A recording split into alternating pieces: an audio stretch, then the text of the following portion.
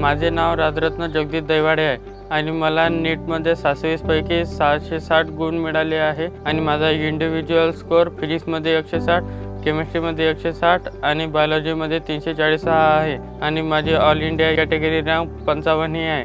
तसेच मला CETमध्ये 99.98 पर्सेंटाइल मिळून मी महाराष्ट्रातून कॅटेगरी 22 मधून मी पहिला आलो आहे आणि तसेच मला 12वीत 92.17% मिळाले आहे। मी ललित ट्युटोरियल्स अकोला इथला विद्यार्थी आहे। सर्वात पहिले माझा विचार होता की मेडिकल फील्डला जायचं, पण त्यासाठी आम्ही कुठचं कोचिंग निवडायचं त्याचा खूप मोठा प्रश्न पडला होता। तर कोणी म्हणत होतं नांदेडला ॲडमिशन घ्या, कोणी म्हणत होतं नागपूरला घ्या, कोट्याला घ्या, अकोल्याला घ्या, पण सर्वांचा विचार करून आणि माझा दादा चेतन दैवाडे जो आता जे हॉस्पिटल मुंबई फर्स्ट इयरला MBBS करत आहे, त्याच्या सल्ल्यानुसार आम्ही ललित ट्युटोरियल्स अकोला येथे ॲडमिशन घेतली। कारण की 600च्या वरचं तिथं जवळपास 30-35 विद्यार्थी दरवर्षी राहतात। ललित ट्युटोरियलचा टीचिंग स्टाफ खूप चांगला शिकवत होता आणि ते पूर्ण सहकार्य करत होते। तसेच प्रत्येक क्लास झाल्यावर त्याचं डाऊट सेशन लागतच होतं, म्हणून त्यानंतर जो काही प्रश्न मनात असला तो त्यांना विचारता येत होता। आणि तसेच जर कोणता इंटरनेटचा प्रॉब्लेम आला, काही नेटवर्कचा प्रॉब्लेम असला तो सर्व नॉन टीचिंग स्टाफ खूप चांगल्या प्रकारे सांभाळून घेत होते आणि काही अडचण आली तर त्यासाठी बाकीच्या सरांचे नंबर दिलेच होते, तर आम्ही त्यांना व्हॉट्सअप करून त्याचे उत्तर मिळवत असतो। ऑनलाईन आणि ऑफलाईनमध्ये असा काही फरक वाटलाच नाही। जेव्हा आम्ही ऑनलाईन शिकत होतो तेव्हा असं वाटत होतं की आपलं सरांसोबत 1 to 1 कनेक्शन आहे, म्हणून अशी कोणती अडचण वाटली नाही का जे आपण ऑफलाईनमध्ये करू शकत नाही असं। म्हणून ऑनलाईनमध्ये खूप इफेक्टिव्हली अभ्यास झाला। काळपांडे सर एका कॉन्सेप्ट खूप डीपमध्ये जाऊन शिकवत होते, असा एकही टॉपिक सरने ठेवला नाही का जो शिकवला नाही म्हणून। म्हणजे प्रत्येक कॉन्सेप्ट त्यांनी लो लेवलपासून हाय लेवलपर्यंत म्हणजे सगळ्याच विद्यार्थ्यांना समजेल असा शिकवला होता आणि बाकीच्या फॅकल्टीसुद्धा खूप चांगल्या प्रकारे शिकवत होते। मला पहिले असं वाटत होतं की ऑनलाईन असल्यामुळे सरांना प्रश्न विचारल्यावर असं आपल्याला उत्तर मिळेलच असे काही गॅरंटी होती नाही, कारण की ऑफलाईनमध्ये आपण सरांपाशी बसून प्रत्येक कॉन्सेप्ट आपण डीपमध्ये समजून घेऊ शकतो, पण तसा काही इथं फरक वाटला नाही। तिथं ऑनलाईनमध्ये जो प्रश्न विचारत होतो तो सर स्वतः व्हिडिओच्या मार्फत आम्हाला समजून सांगत असे। जर समजलं नाही तर आम्हाला पेन कागद घेऊन ते स्वतः आम्हाला एक स्टेप समजून सांगत होते आणि ते कशी करायची ते स्वतःही करून दाखवत असे। मी 2 वर्ष कोविडमध्ये ऑनलाईनच अभ्यास केला आणि त्यामध्ये असा अडचणी खूप आल्या। माझे कोरोनामुळे 3-4 नातेवाईक वारले गेले आणि त्यातच मी जेव्हा 11वीत होतो तेव्हा आईचे 2 ऑपरेशन झाले आणि मी 10वीत असतानाही आईचं 1 ऑपरेशन झालं होतं। त्यामुळे 2-3 महिने आई बेडवरच राहत होती, पण तरी आमच्या बाबांनी कोणत्याही कामाला बाईला घरी न बोलावता स्वतः ड्युटी आणि स्वयंपाक स्वतःच केले आणि ते काम करून पप्पाला इतका थकवा आला की पप्पा 3 महिन्यासाठी बेडवरून उठणं अशक्य झालं। मग आईची रिकव्हरी झाली, पण मग बाबाची तब्येत खराब झाली, पण तरी पण त्यांनी आमच्या अभ्यासात खंड पडू दिला नाही। आणि तसेच ऑनलाईनमध्ये कधी रेंज राहत नव्हती, म्हणून मी छतावर जाऊन अभ्यास करत होतो। तिथं म्हणजे ऊन असो, वारा असो, थंडी असो, तरी सकाळी 7 वाजल्यापासून दुपारी 2 वाजेपर्यंत मी तिथंच करत होतो। आणि कोरोना झाला नाही पाहिजे आणि वेळेची बचत झाली पाहिजे म्हणून आमच्या दोघा भावाची घरीच पप्पा कटिंग करून देत असे। आम्ही दोघांनी 2 वर्ष टकलेच केली। प्रत्येकाला असं वाटते की आपण घराबाहेर निघालं पाहिजे, बाहेरचं जग पाहिलं पाहिजे असं सर्वांनाच वाटते, पण मला तसं कधी झालं नाही, कारण की माझं ध्येय निश्चित होतं आणि सर प्रत्येक वेळेस मोटिवेशन देत होते की आपल्याला बनवून दाखवायचंच आहे, आपल्याला मायबापाची मान उंच करायची आहे। म्हणून त्यासाठी आम्ही दिवस रात्र मेहनत केली आणि घराच्या बाहेर जायचा विचारसुद्धा आला नाही। मी दररोज फक्त 5च घंटे झोपत होतो आणि बाकीचा वेळ पुरा अभ्यासाला देत होतो। जेव्हा सर्व फॅकल्टी शिकवायची आम्हाला तेव्हाच मी त्यांचं नोट शिकवताच काढत होतो आणि ते सर्व झाल्यानंतर मी वेगळा शॉर्ट नोट्स काढत होतो आणि न्यूमेरिकल प्रॅक्टिस पण करत होतो। असा वेळ ठरवलेला होता, न्यूमेरिकल प्रॅक्टिसला किती वेळ द्यायचा, रिव्हिजनला किती वेळ द्यायचा। नीटसाठी सर्वात महत्त्वाचं म्हणजे NCERT आणि रिव्हिजनच राहते, म्हणून आपल्याला रिव्हिजनला वेळ द्यायसाठी खूप महत्त्वाचं असतं। काळपांडे सरांनी आमची टेस्ट सिरीज जेव्हापासून आमची ट्युशन लागली त्याच्या एखाद्या महिन्यानं चालू केली आणि टेस्टचा पॅटर्न असा होता की तो नीटला अगदी मिळता जुळता होता. आणि त्यांनी सर्वात पहिले असं केलं की सर्वात पहिले लो लेवलचे पेपर काढले आणि जसे जसे वेळ होत गेला तसे तसे ते हाय लेवलचे पेपर काढत होते. त्याची काठिण्य पातळी अशी दर पेपराला वाढतच होती. आणि जेव्हा नीटचे मॉक टेस्ट लागल्या तेव्हा त्यांनी त्या टेस्ट सिरीजमध्ये अगदी सोप्या प्रकारचे पेपर काढले आणि मुलांना ते सॉल्व करता आले पाहिजे आणि ते मागच्या वर्षी नीटच्या संदर्भात जसे आलते तशा प्रकारचे त्यांनी प्रश्न घेतले होते. असा जर एखादा कठीण प्रश्न असला तर मी यासाठी बार वाचत होतो आणि सरांच्या दिलेल्या नोट्स अधिक वेळोवेळी वाचत होतो. त्यामुळे असा एखादा कठीण प्रश्न आला तर त्याचं जे थेरी आहे ते वाचल्यानुसार ते मग त्याचं उत्तर येतच होतं. पेपर सॉल्व म्हणजे जेव्हा मी घरी प्रॅक्टिस केली होती तेव्हा माझा पेपर 2.5 ते पावणे 3 तासाचाच होत होता हमेशा. म्हणून माझं वेळेचं नियोजन असं पहिले ठरलेलंच होतं. पहिले बायोलॉजी करायचा 1 तासात, नंतर केमिस्ट्रीला 1 तास द्यायचा, नंतर फिजिक्सला उरलेला वेळ द्यायचा. पण जेव्हा नीटचा पेपर चालू झाला त्याच्यानंतर पाहिलं तर बायोलॉजी हा विषय कठीण आलता. तर म्हणून बायोलॉजीला 1 तास गेला आणि केमिस्ट्री आणि फिजिक्समध्ये उरचा वेळ कमी पडला होता. पण फिजिक्स सोपा आल्यामुळे तेवढा माझा पेपर 3 तासात होऊन गेला आणि शेवटचे 20 मिनटं उरून गेले. असं आपण जर करायचा प्रयत्न केला तर फक्त त्याला एकच कारण असते की आपल्याला नीट क्लिअर करून डॉक्टर बनायचं. जर आपलं ध्येय निश्चित असलं तर आपल्याला कोणत्याही कारणाची अडचण भासू नये असं करायला पाहिजे आपण. आणि फक्त आपलं जे मेन गोल आहे त्याच्यावरच आपण फोकस करायला पाहिजे. ललित ट्युटोरियलचा टीचिंग आणि नॉन टीचिंग स्टाफ खूप चांगल्या प्रकारे आपल्याला समजून घेतो. तिथं काही अडचण आपल्याला जाणवत नाही आणि ते एकदम फ्रेंडली वातावरणात आपल्याला शिकवतात. प्रत्येक डाऊट क्लिअर करतात आणि जे ते शिकवतात ते एकदम डीपमध्ये जाऊन शिकवतात. म्हणून आपल्याला असा कोणताही कॉन्सेप्ट असा उरलेला वाटत नाही. आणि बायोलॉजी जे फॅकल्टी आहे ते एक लाईन शिकून घेतात. म्हणून आपल्याला असं कधी वाटत नाही की आपल्याला काही कमी पडलं म्हणून मी सर्वांना असं सांगेन की आपल्या नीट आणि JEEची जर तयारी करायची असेल तर तुम्ही ललित ट्युटोरियल्स येथेच ॲडमिशन घ्या. माझं नाव जगदीश मारुतराव दहिवाडे. मोठा चेतन हा जे हॉस्पिटल मुंबई येथे MBBSचे शिक्षण घेत आहे आणि हा माझा लहान मुलगा राजरत्न दहिवाडे.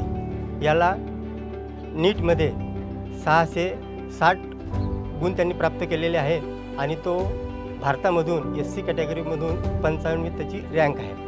तसंच त्याला MST CETमध्ये 99.98 पर्सेंटाईल घेऊन तो अनुसूचित जाती जमातीतून तो महाराष्ट्रामधून प्रथम आलेला आहे. त्यानं जे हे यश संपादन केलं त्यामुळे माझं कुटुंब फार आनंदी आहे. माझा मोठा मुलगा हा त्यांनी अकोल्यामधलं वातावरण पाहिलेलं होतं तर त्यांनी सरळ सांगितलं की काळपांडे सरांचं ललित ट्युटोरियल्स तिचा रिझल्ट एकदम चांगला आहे. तेथील म्हणजे नीटचे विद्यार्थी बऱ्याचपैकी उत्तीर्ण होतात. त्यामुळे त्यांची ॲडमिशन कुठं न करता काळपांडे सरांचं ललित ट्युटोरियल्स अकोला इथेच त्याची ॲडमिशन घ्यावं म्हणून सांगितलं. काळपांडे सरांचा फिजिक्स हा विषय प्रत्येक विद्यार्थ्यांना मोठा कठीण जातो. परंतु त्यांनी जे कन्सेप्ट क्लिअर करून दिले त्याच्यामुळं याचा जो फिजिक्स विषय होता हा म्हणजे उत्तमरित्या त्यानं चांगल्या प्रकारे हाताळला. त्यामुळे बायोलॉजी त्याच्यानंतर केमिस्ट्री हे विषयसुद्धा चांगल्या प्रकारे तिथे शिकवतात. त्यामुळे त्याला हा एवढा मोठा स्कोअर करता आला. तेथील टीचिंग स्टाफ आणि नॉन टीचिंग स्टाफ त्यांचा फार मोठा म्हणजे इथे सिंहाचा वाटा त्याला मिळालेला आहे. प्रत्येक पालकांना मला असं सांगावं वाटतं की जर आपल्या मुलाचं ध्येय जर डॉक्टर करायचं असेल किंवा इंजिनियर करायचं असेल तर त्यांनी मागील काही वर्षाचा अनुभव पाहून तिचा रिझल्ट पाहून प्रत्येकाने जर तिथं ॲडमिशन केली तर त्यांचं स्वप्न तिथे साकार होऊ शकते. राजरत्न हा बिलकुल साधा, सरळ आणि जिद्दी आणि अभ्यासू विद्यार्थी आहे. तो आज्ञाधारक फार आहे. त्याची कोणती जरी रोज जरी त्याची टेस्ट असली तर तो म्हणजे आईवडिलाच्या पाया पडूनच तो ती टेस्ट देत होता.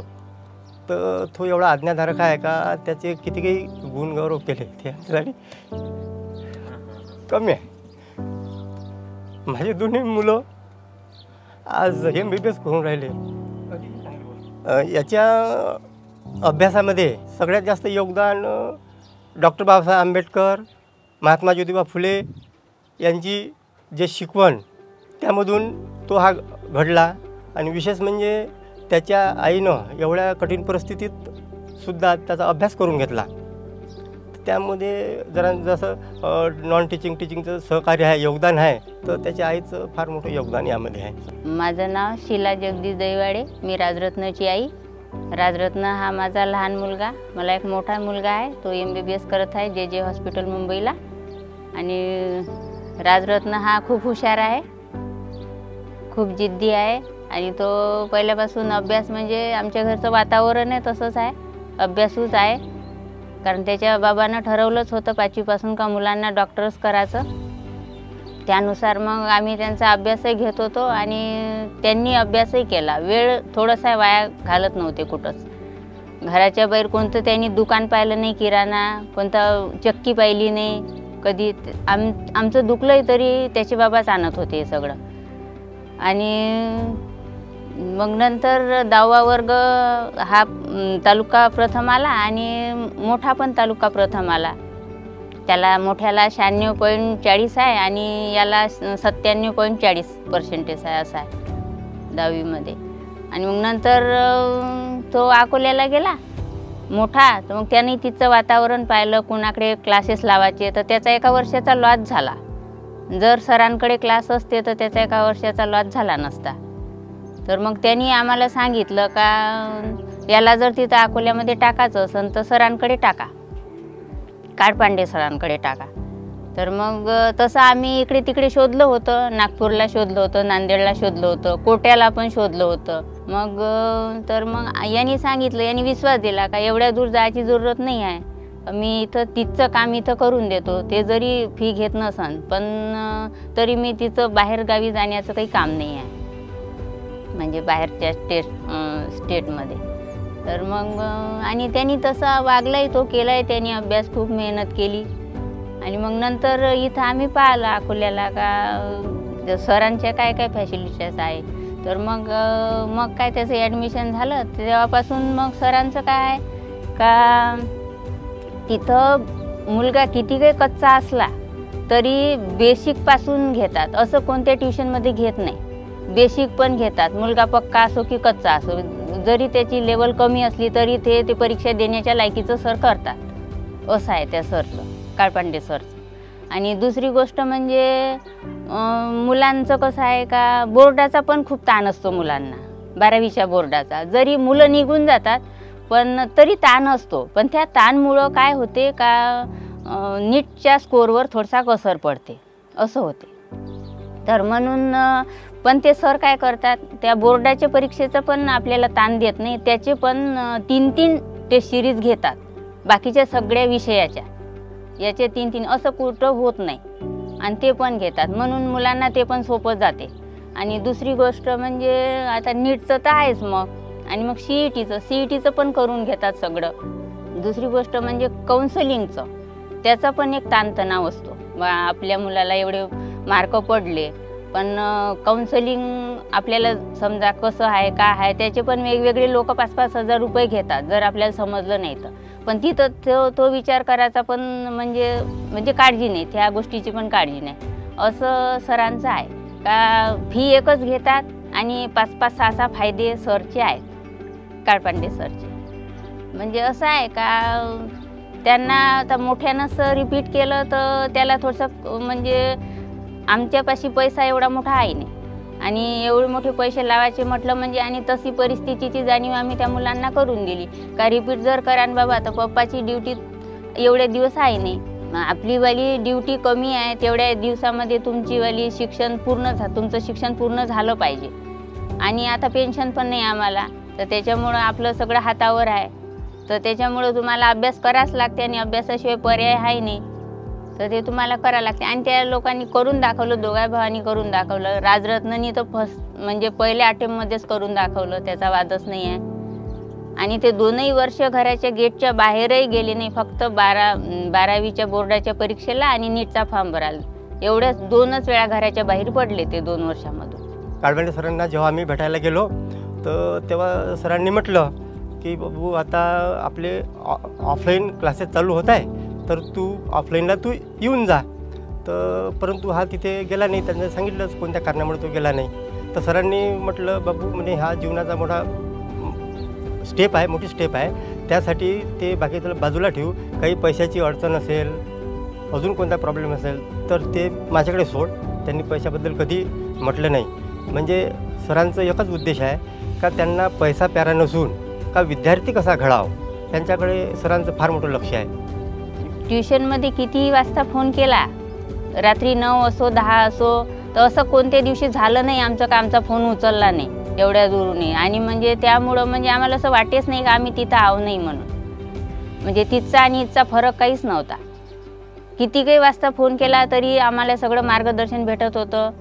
सर पण फोन उचलत होते. अशी काहीच अडचण गेली नाही आम्हाला. मी माझ्या यशाचे श्रेय माझे आईवडील, भाऊ आणि माझ्या शिक्षकांना देतो.